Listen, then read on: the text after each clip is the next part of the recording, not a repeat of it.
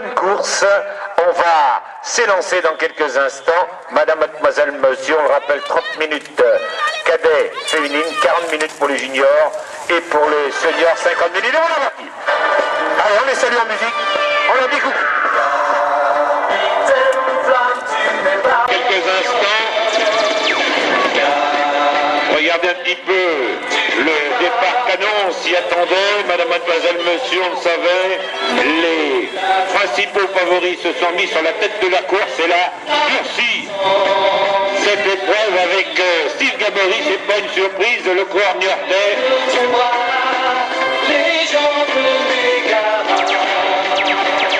Avec Benoît Garot de Pornichet, voilà ceux qui occupaient les premières places des parcs-canons,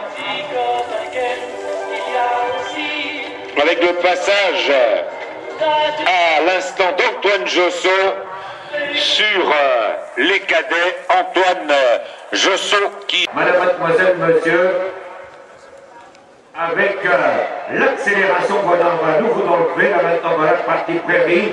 Ah, c'est une belle, partie de manivelle, voyons, on ne s'affole pas derrière, on le laisse à distance. Ah, c'est une explication très intéressante. Jean-Yves Miquel et ses amis de Guérande peuvent savourer le spectacle. Et la hauteur de ce qu'on attendait était instant, une partie un petit peu plus technique, une partie où vous pouvez un petit peu plus chercher la technique tout simplement, voir l'écart se reposer. Ah, c'est une belle bagarre qui nous est offerte avec des chassés croisés également. Regardez un petit peu la valeur. Est également importante et circuit exigeant. Ah, il a réalisé en tous les cas, je veux parler de Clément Normand, on le savait, on l'a dit tout à l'heure. Clément fait partie des jeunes coureurs qu'il faut surveiller avec Romain Mottier, c'est pas une surprise, Loucor de Cholet qui était là en deuxième position, troisième Mathieu Tardif, deux juniors dans les trois premiers. Ensuite on avait Benoît Garot de Pornichet, l'un des favoris de cette épreuve. Un peu plus loin on trouvait Cyril Drouet avec Dimitri Durand. Voilà l'ordre des passages pour les premiers.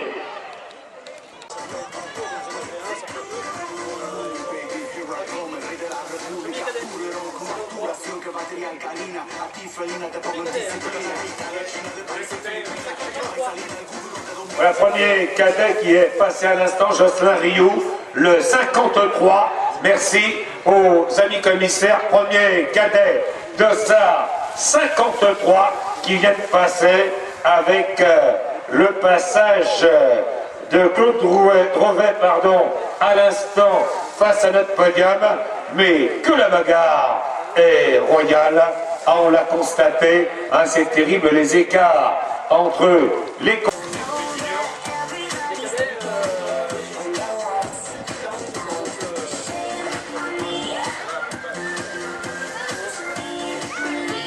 Voilà, si vous nous rejoignez, madame, mademoiselle, monsieur, on va vous donner donc les positions. Hein.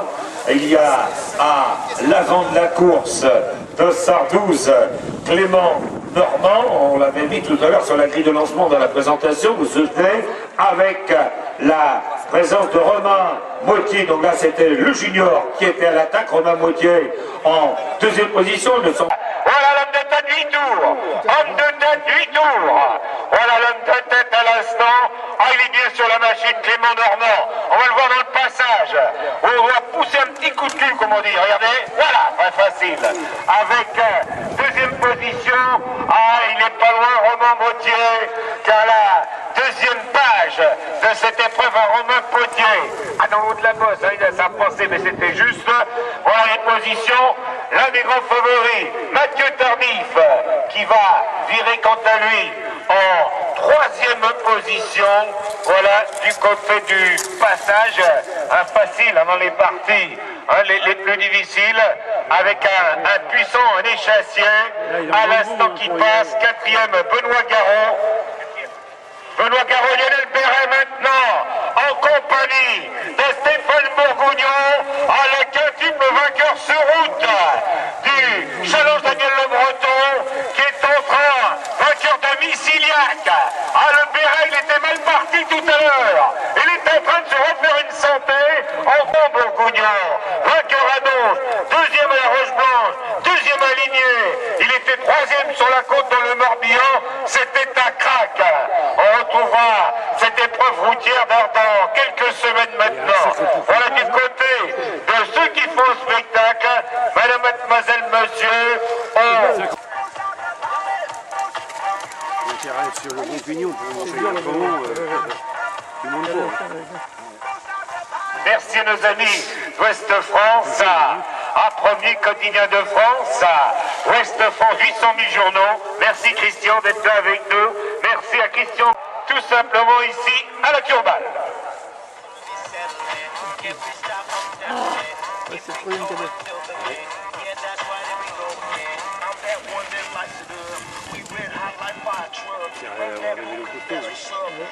Emilien Lucas, quatrième, qui vient de passer à l'instant de ça. Nisso, le cours de Lucénante, c'est un très beau coureur ce gars-là, sur la machine, bien sûr, beaucoup plus à l'aise sur la route. Le cours nantais avec le passage de Patrick Godin. Il a des copains, il a des amis, pas tout, mais ça fait mal. Quand il faut reprendre la ligne de départ, puisqu'il était passé en 3e position, mais on va dire sur le premier tour, il est passé à la vitesse supérieure. C'est vrai que là, il est en train de faire étalage de sa jeunesse, car il n'est que junior.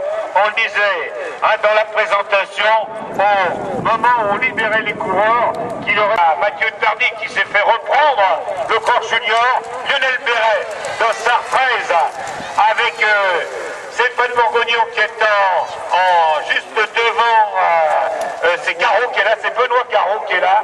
Voilà les écarts du côté du volet de contre, on va dire, avec maintenant Dimitri Durand qui passe à l'instant. Sur la tour, je veux parler de Clément Dormant, et Clément est en train de réaliser une très belle sortie. Passage d'Anthony Saut à l'instant de Sartrez, le corps appartenant à la formation de Lucénante Atlantique, spécialiste de la route, et il a, comme on disait, fait par deuxième race de coureurs, ceux qui sont là à préparer dernier tour pour Emilien Lucas, préparer la saison routière dans quelques jours, pratiquement maintenant, elle débutera. Inutile de dire, on le disait tout à l'heure, le dernier cyclocross de ma part, dimanche prochain, je serai à Auray, le dimanche suivant, ce sera Krugel, et le rideau sera tombé. On se retrouvera sur la saison routière.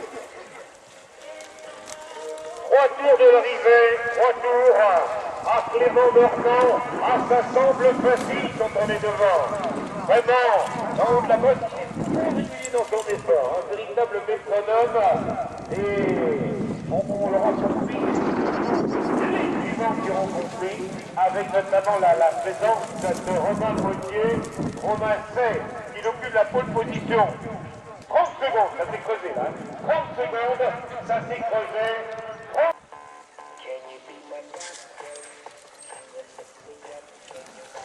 Regardez la chenille, j'en parlais tout à l'heure. On voit que Steve fait la loco. Il est, on va dire, monté pratiquement dans le TGV, car il fait des efforts. Et derrière, tout le monde s'accroche. Tout le monde regarde. Ah oui, il regarde des grimaces. Patrick, ça va? Patrick, ça va? Il regarde même pas, regardez un petit peu. Patrick Bonin qui passe à l'instant. Attention chez les cadets. Ça va être l'arrivée chez les cadets. On est bien d'accord? Chez les cadets d'entrée, on le voit voltiger.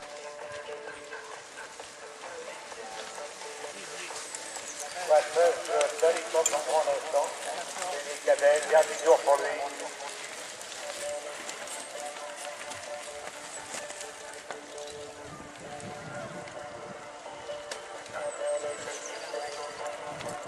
Voilà, lorsque les cadets vont se présenter, on va les applaudir un peu plus fort. Pour eux, ce sera l'arrivée. Coureur concarné. Il s'est bien battu, le jeune garçon du Redon aussi. Il lève la main pour vous remercier. Antoine Jesson, bravo Antoine. Bravo Antoine.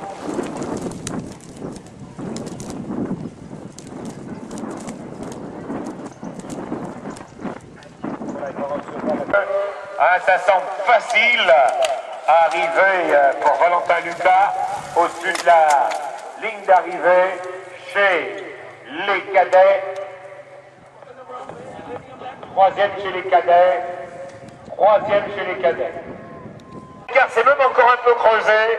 Passage à l'instant de Romain Mottier, le corps de Cholet.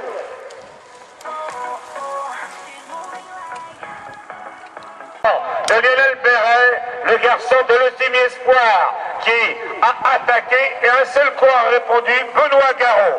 Attaque à l'instant donc de Lionel Béret, l'enfant de Plumelet, qu'on lui disait tout à l'heure dans la présentation, une quinzaine de victoires. Sicilia qu'il avait gagné au Ray 5 fois le Challenge Daniel Le Breton, il avait gagné également étape au Tour de Les Œuvres.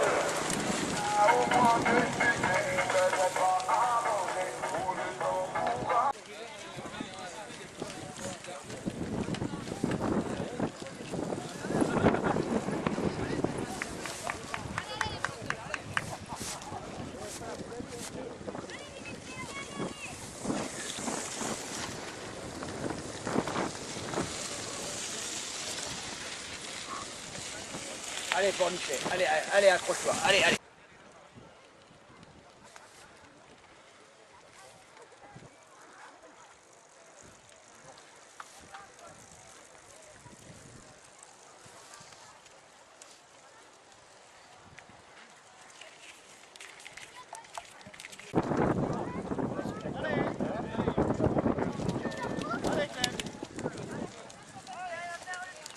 Bravo.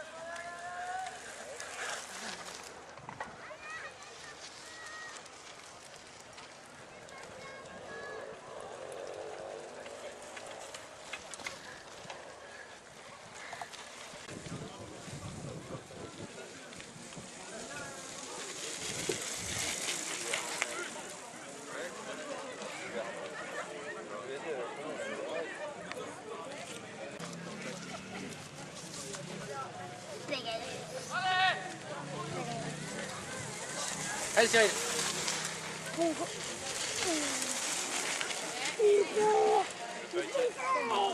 Lionel, dernier tour. Lionel, dernier tour.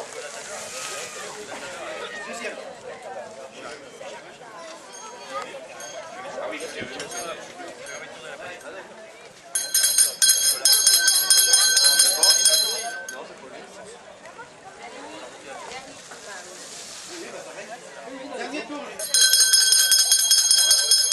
15 secondes, hein, le deuxième. Le troisième. Troisième. Troisième. Dernier tour, les gars. Dernier tour. Sixième place.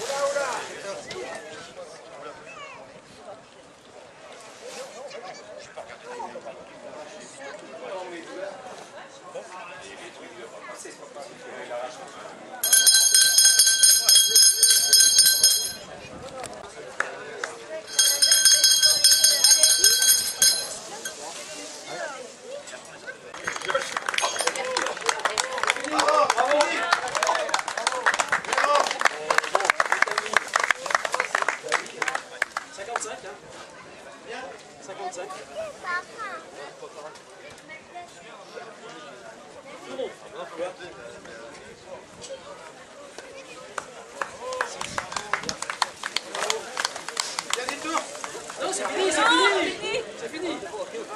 Là, c'est fini. Oui, on le place après. Dès qu'il y en a un qui passe. Ouais, c'est bon.